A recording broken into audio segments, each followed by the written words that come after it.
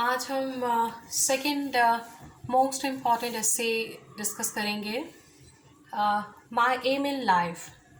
ये ऐसा एसे है जो आप कोई भी 5 साल पेपर उठा के अगर देखेंगे तो बार बार बार बार रिपीट हो रहा है। ठीक है, सबसे पहले हम तमाम वो एसेस कंप्लीट करेंगे जो आपके 5 ईयर पेपर्स में आए हुए हैं या आ रहे हैं। उसके अलावा अगर उसमें कोई एक दो ऐसे भी है जो 1 या 2 मरतबा आया है तो वो भी हम करेंगे। और उसके बाद जो है वो हम बाकी जो एसेस हैं उनको देखेंगे। अच्छा जी, माय एम इन लाइफ, मैंने जैसे कि कल भी आपको कहा कि सबसे पहली जो प्रायोरिटी है हमारी वो ये है कि आप खुद से ऐसे लिखने की कोशिश करें। ठीक है, और जो लोग हेजिटेट करते हैं, अगर आपको लगता है कि आप कोई बहुत लंबा चौड़ा ऐसे नहीं लिख पाएंगे या बहुत ज़्यादा पैराग्राफ्स आप नहीं लिख पाएंगे, तो कम से कम आप एक पैराग्राफ ज़रूर लिखकर मुझे व्हाट्सएप करें ताकि मैं उसको चेक करूँ और आपको गाइड कर सकूँ कि उसमें क्या क्या मिस्टेक्स हैं और आप उसमें क्या मज़ीद ऐड कर सकते हैं। चलिए, बहुत बड़ा नहीं तो कम से कम हर स्टूडेंट जो है वो 2 पैराग्राफ्स तो ज़रूर लिखें।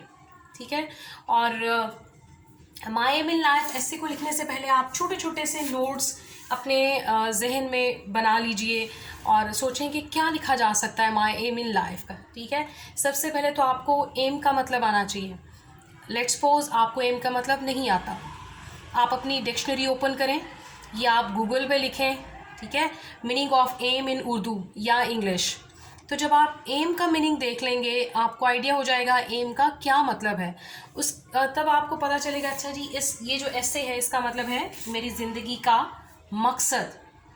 ठीक है, कि मैं क्या करना चाहता हूँ ज़िंदगी में।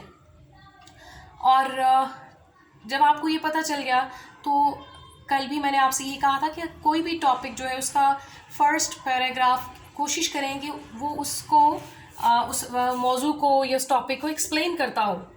इट मीन्स कि सबसे पहले हमें ये देखना चाहिए कि व्हाट इज़ एम, एम क्या है। ठीक है, एम की क्या डेफिनेशन हो सकती है आपके नज़दीक, आसान तरीन इसको किस तरह से एक्सप्लेन किया जा सकता है।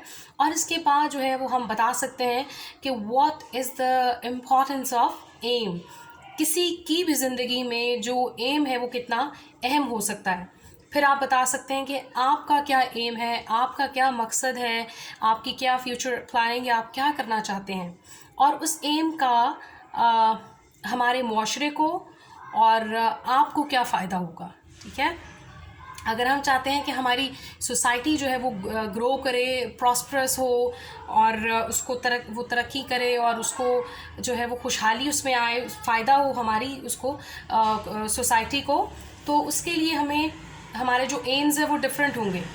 और अगर हम अपनी ज़ाती ज़िंदगी में इम्प्रूवमेंट चाहते हैं तो उसके लिए हमारे एम्स डिफरेंट होंगे। अब आप इसको टाइप्स ऑफ एम भी लिख सकते हैं। ठीक है, और कोई एक एम लेकर भी इस ऐसे को कंटिन्यू कर सकते हैं। ओके जी, आपके पास जो बुक्स मौजूद हैं मैं उसी में से मैंने इस ऐसे को लिया है। एक ऐसे जो है वो इजी लिखा हुआ है और एक स्टैंडर्ड लिखा हुआ है। स्टैंडर्ड मीन ये थोड़ा सा डिफ़िकल्ट है, सो मैं इसको आपके लिए पढ़ती चली जाऊंगी और हम देखेंगे कि किस तरह से उन्होंने जो थॉट्स का फ्लो है वो दिया है इसमें। ठीक है, किस तरह से अपनी सोच को तरतीब के साथ उन्होंने इसमें ढाला है। Aim simply means an ambition or a desire for one's future. It helps us in keeping our attention focused on a particular target. Focused का मतलब होता है यानी किसी चीज़ पर मरकूज़ कर देना, आप सारी की सारी जो तवज्जो है वो किसी एक चीज़ पर लगा देते हैं, फोकस कर देते हैं। ठीक है, इट मोटिवेट्स आस, मोटिवेट्स का मतलब है मुतहरक कर देती है, हमें हिला देती है, किसी काम को करने की हमें तरगीब देती है। It forces us to be hard working, honest, punctual and steadfast in our efforts. There are various aims set by people. Everyone has an aim in life. Mostly people wish to be doctors, engineers, officers, and industrialists. It is because these are the paying professions. As far as my aim in life is concerned, I wish to be a master of information technology. A great revolution has been brought by information technology in various fields of life. It has modernized our life and changed our attitude. It has converted the whole world into a global village. Instant and the swiftest means of information technology have changed our lifestyle altogether. ठीक है जी। अब यहाँ पर उसने सबसे पहले तो ये बता दिया कि एम का क्या मतलब है, ठीक है, और एम हमारी ज़िंदगी में क्यों इम्पॉर्टेंट है, फिर डिफरेंट लोगों के डिफरेंट एम्स हैं। अब डायरेक्ट जो है वो इससे राइटर जो इस बात पे आ गया कि मेरा ज़िंदगी का क्या मकसद है, मैं क्या करना चाहता हूँ या चाहती हूँ। हाँ जी, एम से मतलब मुराद आदमी के मुस्तकबिल के अज़ाइम और आरजुएँ हैं। ये हमें अपनी खसूसी हदफ पर तवज्जो मरकूज़ करने में मदद देता है। ये हमें तहरीक देता है, ये हमें हमारी कोशिशों में मेहनती, ईमानदार, पाबंद वक्त और मुस्तकिल मिजाज बनने पर मजबूर करता है। लोगों के अपने अपने कई मकासद होते हैं, हर किसी का ज़िंदगी में कोई ना कोई मकसद होता है। ज़्यादातर लोग डॉक्टर, इंजीनियर, ऑफिसर और सनतकार बनना चाहते हैं क्योंकि ये पैसा कमाने वाले शोबे हैं या पेशे हैं। जहाँ तक मेरी ज़िंदगी की मकसद का ताल्लुक़ है तो मैं इंफॉर्मेशन टेक्नोलॉजी में मास्टर बनने का ख्वाहिशमंद हूँ। मुख्तलिफ ज़िंदगी के जो शोबे हैं उनमें इंफॉर्मेशन टेक्नोलॉजी के ज़रिए इनकलाब बर्पा किया जा चुका है। इसलिए मेरी ज़िंदगी का ये मकसद है और कि मैं लोगों के रवैयों में तब्दीली ला सकूं। इसलिए दुनिया को एक आलमी गांव में बदल दिया है, ठीक है जी। इसने इंफॉर्मेशन टेक्नोलॉजी के फौरी और तेज़ तरीन ज़राए से ने हमारी तर्ज़ ज़िंदगी को यकसर बदल कर रख दिया है। अब उसने जो अपना बताया है एम, वो ऐसा नहीं है कि जो ऐसे बेकार सा है, ठीक है ना। अब उसने वो एम लिया है जो उसका शौक भी है और उसको अच्छा भी वो एरिया लग रहा है, लेकिन उसका जो मेन टारगेट है वो ये है कि मैं कुछ कर सकूं अपने इस एम के ज़रिए जिससे मेरी कौम को, मेरे मुल्क को फ़ायदा हो। Why I want to be an expert in information technology? The reason is quite simple. First of all, it is the need of an hour. This field is the most popular and emerging branch of contemporary knowledge. After 11th September catastrophe of the USA, Islam has become the most widely discussed issue throughout the world. Anti-Islamic propaganda campaign is flourishing through media. Being a Muslim, it is my duty to defend my religion. This I can do effectively and forcefully by information technology. अब वो कहता है कि मैं क्यों बनना चाहता हूँ इंफॉर्मेशन टेक्नोलॉजी का माहिर। इसकी सादी सी बिल्कुल एक वजह ये है कि ये वक्त की ज़रूरत है, इसके बगैर ज़िंदगी जो है वो नहीं चल सकती, ठीक है। और दूसरी तरफ ये कि मैं अपने मज़हब को डिफेंड करना चाहता हूँ। 11 सितंबर को जो अमेरिका में तबाही आई थी, उसके बाद जो है वो सारा का सारा इल्ज़ाम जो है वो मुस्लिम पर लग गया। तो वो चाहता है कि मैं मीडिया के ज़रिए जो प्रोपोगंडा हो रहा है उसको जो है वो मीडिया के ज़रिए ही जवाब दिया जा सके। तो ये जो है ये इसी तरह से पॉसिबल है जब वो इंफॉर्मेशन टेक्नोलॉजी का एक्सपर्ट बनेगा या बनेगी। This will help me in preaching my religion and dispelling misconceptions about it. Then it will become a source of my cordial and spiritual satisfaction. I have chosen this profession only by keeping in view the serious and sensitive nature of the issue. By adopting this profession, I would be able to refute all charges falsely leveled against Islam. Beside this, I would be able to attract non-Muslims towards Islam through internet and email. उसके अलावा कहता है कि मेरे मज़हब के हवाले से जो भी गलत फहमियाँ, जो भी कह लीजिए कि गलत किस्म के तसव्वुरात इस्लाम के साथ अटैच किए जाते हैं, मैं उनको ख़त्म कर सकता हूँ और इससे मेरे दिल को और मुझे रूहानी तसल्ली भी मिलेगी, ठीक है जी। और ये एक बहुत नाजुक मसला है। इस तरह से जो है वो बहुत सारे, जब वो एक अच्छा इमेज क्रिएट कर लेगा तो उससे बहुत सारे वो लोग जो नॉन मुस्लिम्स हैं, मुसलमान नहीं हैं, वो भी इस्लाम की अच्छाई को देखते हुए इस्लाम की तरफ राग़िब हो जाएंगे। सो ये इसका एक टारगेट है कि वो क्यों इंफॉर्मेशन टेक्नोलॉजी को अपनाना चाहता है या चाहती है।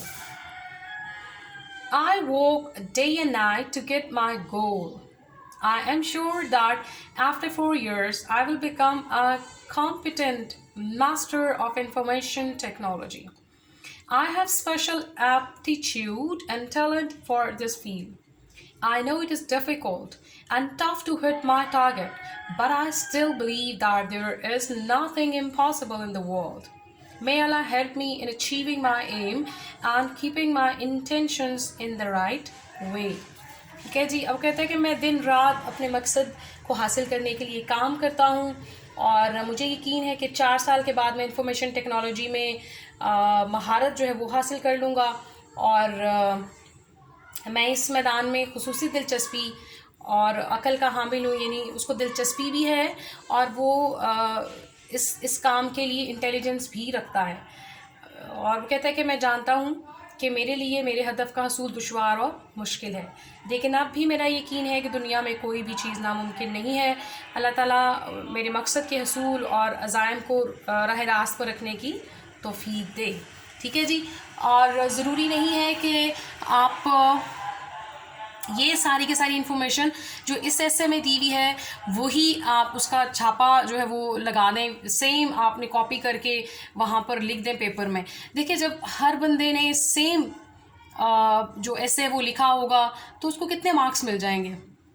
आप कोशिश करें कि आप चीज़ों को ख़ुद से लिखें और ट्राई करें। ठीक हो गया। ये एक पैटर्न था, ये एक स्टाइल ऑफ राइटिंग है जो मैंने आपके साथ शेयर किया कि सबसे पहले उसने बता दिया कि एम क्या चीज़ है, एम की क्या इंपॉर्टेंस है, डिफरेंट टाइप्स ऑफ एम है, ठीक है, उसका क्या एम है और उससे जो है वो दुनिया को क्या फ़ायदा होगा। उसकी अपनी ज़ात को तो फ़ायदा होगा, लेकिन दुनिया को क्या फ़ायदा होगा। ठीक है। और उसमें उसका सबसे बड़ा टारगेट ये है कि इंटरनेट पे आजकल जो गलत गलत बातें रिलीजन के बारे में फैलाई जा रही हैं वो उनको दुरुस्त कर सके। ठीक है। और उनका जवाब जो है वो मौसर तौर पर दे सके। और इसी तरह से आप इसमें कोई भी एम लिख सकते हैं और उसको जो है आपने एक चीज़ का ख्याल रखना है कि आपकी जो थॉट है उसमें एक कनेक्टिविटी हो। ठीक है। ऐसा नहीं कि एक बात आपने पहले जुमले में लिखी है और उसी बात को जो है वो आप कंटिन्यू कर रहे हैं जाके थर्ड या सेकंड पैराग्राफ में। आपने जो फर्स्ट लाइन लिखी है वो आपकी फर्स्ट थॉट है और उसी थॉट को कम से कम आप एक पैराग्राफ में लेके चलेंगे।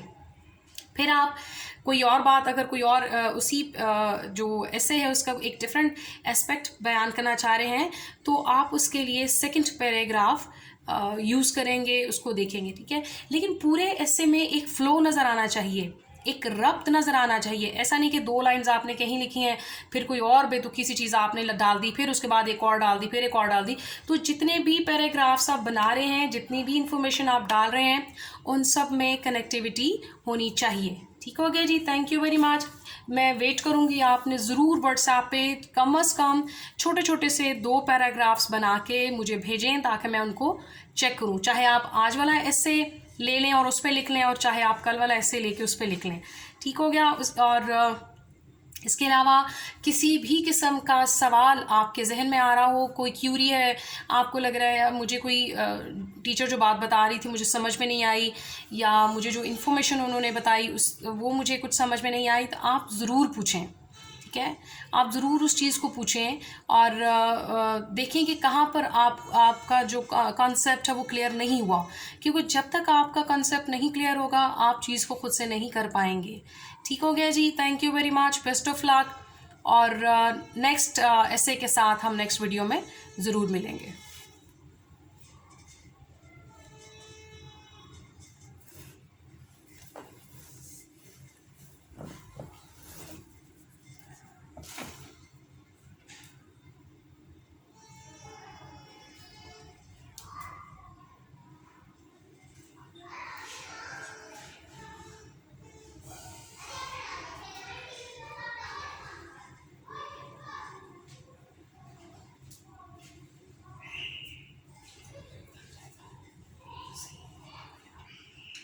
same response.